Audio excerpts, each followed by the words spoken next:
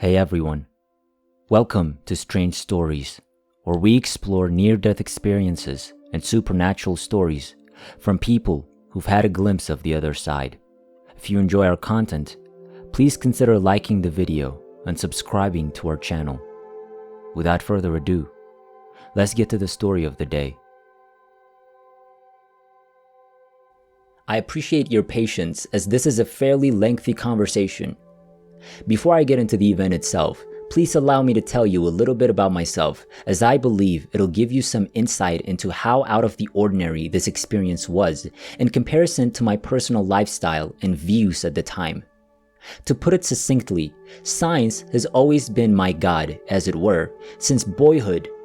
In every manner, my family was non-religious. Other than scoffing, I recall little discussion of religion or God while growing up. I had my amateur radio operator's license by the age of 12. That same year, my uncle took me through the cyclotron and now defunct subatomic particle accelerator in the University of Washington's high-energy physics building, which so impressed my young, idealistic mind that I decided to become a theoretical physicist right then and there. I was hooked on science after that. I was a teacher's assistant for the biology teacher in high school, which inspired me to pursue a career in medicine. After joining the Navy, I attended electronics school and then worked on radars, radios, and other electronic equipment on board the ship. After being discharged, I enrolled in the University of Washington, where I earned a BSc in biology. I then spent 36 years teaching high school physics and chemistry before retiring in 2005. It's all science. Anything that smacks of the so-called paranormal causes me to smirk, roll my eyes, or laugh out loud at such foolishness. Near-death experiences, spiritual affairs, or otherworldly encounters appear to be nothing more than New Age nonsense, on par with the Tooth Fairy or Santa Claus in terms of plausibility. If anything couldn't be observed, reproduced, measured, and explained by a logical theory accepted by mainstream science, it wasn't worth my time. Everything else was guesswork and hence unscientific. But everything changed in approximately 5 minutes, around the age of 59 or 60. I can't recall the precise date today. But first, let me tell a little more about the experience. Please bear with me once again, as I believe it is important. If done correctly, teaching is a tremendously stressful job. Preparing for each day's classes is a lot of work, especially for a physics and chemistry teacher. In addition to the already hectic pace that other teachers must maintain, photocopying handouts, grading papers, planning lessons, filling out office or counselor-generated paperwork, communicating with parents, calculating and posting grades, attending faculty and parent meetings, and so on. There were labs to prepare, chemicals to mix, and labs to clean up. Overall, it appeared to be an impossible program. But of course, the act of teaching itself was far more significant than all of that. My pupils were juniors and seniors who were taking physics and chemistry in preparation for college. They'd leave my physics class in June, following their senior year, only to return 3 months later to take a college-level physics class. It was my responsibility to prepare them for that extremely competitive environment, which I took very seriously. They in turn were serious, hard-working students who would frequently come up at my lab door. TI-83 graphing calculators in hand, both before and after school, seeking assistance with a tough idea or physics calculation. They were wonderful students, and it was an honor to teach them. However, in order to keep up with the other teachers, I would be at school before them. It would be dark for much of the year, and my automobile would be the only one in the faculty parking lot. I had to enter a numeric passcode to obtain access to the faculty, which disarmed the Sonatron alarm system.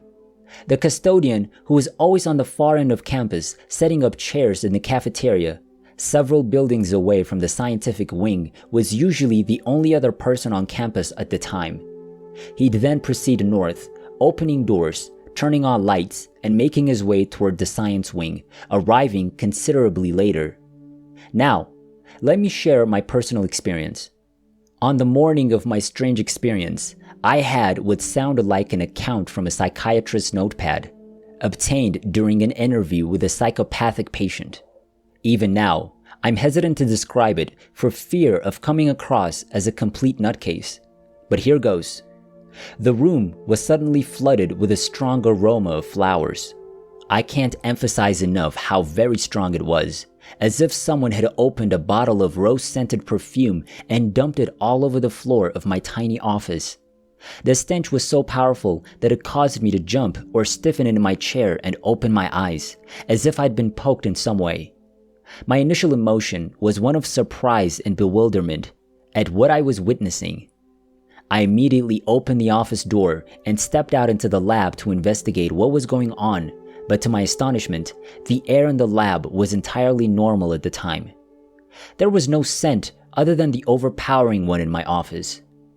I stood there with my mouth open, trying to make sense of it all, and doubting my own sanity when I heard the enormous heavy doors at the end of the exterior hallway clang shut, indicating that someone had just entered the facility.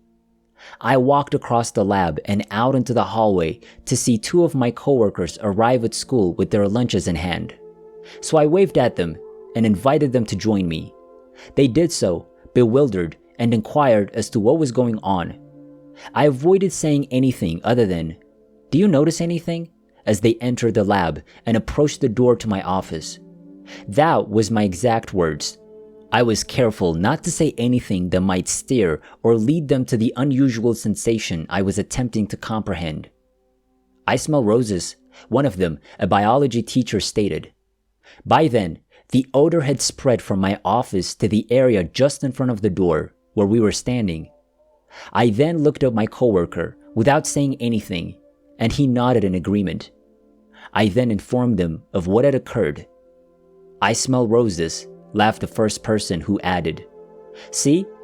I told you so. Somebody's trying to tell you something."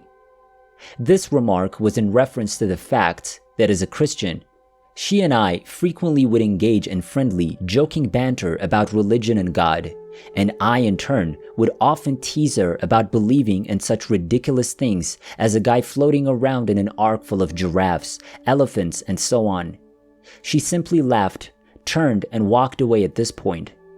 The second teacher, a firm believer in atheism, merely rolled his eyes, shook his head, and went away, smiling as if he were in the company of two lunatics. So there you have it. It may not seem like much to the listener of such a narrative, but I suppose it's one of those things that you have to experience for yourself to fully appreciate. If someone had told me such a thing, I would have rejected it as an olfactory hallucination. There is such a thing, albeit rare when compared to the incidence of visual or auditory hallucinations. However, I was now confronted with numerous facts. Number 1. Without prodding, 2 additional people confirmed what I felt. Number 2. I was alone in the building after turning off the alarm. 3. Even if someone else had entered my lab, I would have been able to hear them because the building was completely silent. It was unusually silent because the ventilation system had not yet been activated. 4. The strong stench was not evident in the lab itself as soon as I stepped out of my chair and out of the office. It was only present in my small workplace, which is around 15 feet long and wide. How is this even possible? I'll never know what that whole episode was about, what it signified, or how it happened.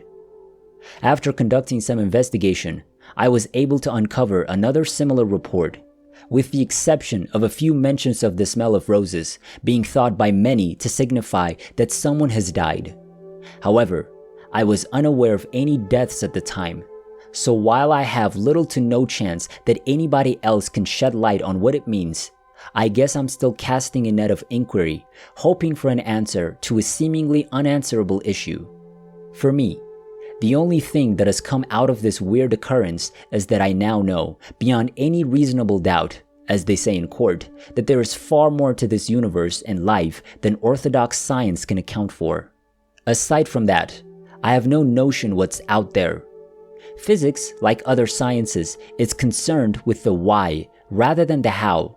of the phenomena we observe in this life.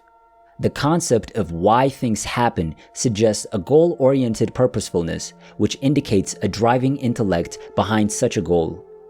When you start to wonder why things happen, you leave the realm of objectivity and enter the subjective, nebulous realm of conjecture.